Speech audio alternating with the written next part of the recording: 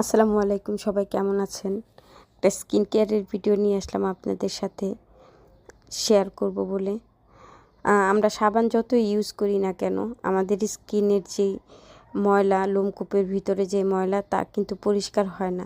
যার কারণে আমাদের গলায়, ঘাড়ে, পায়ে ছোপ ছোপ কালো দাগ জমে যায়।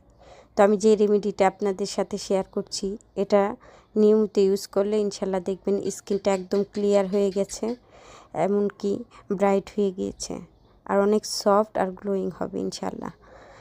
আমি এখানে 1.5 চা চামচ চালের গুঁড়ো নিয়েছি, এক এক প্যাকেট কফি পাউডার নিয়েছি, 1 চা চামচ অ্যালোভেরা জেল, আর 1 চা চামচ দুধ, আর একটা লেবুর রস। লেবুর রস ভিটামিন সি আমাদের স্কিন ব্রাইট করে, দুধ আমাদের স্কিন টাইট করে, ব্রাইট করে, আর স্কিনটাকে সফট রাখতে সাহায্য করে। কফি ইউজ করেছি। Likey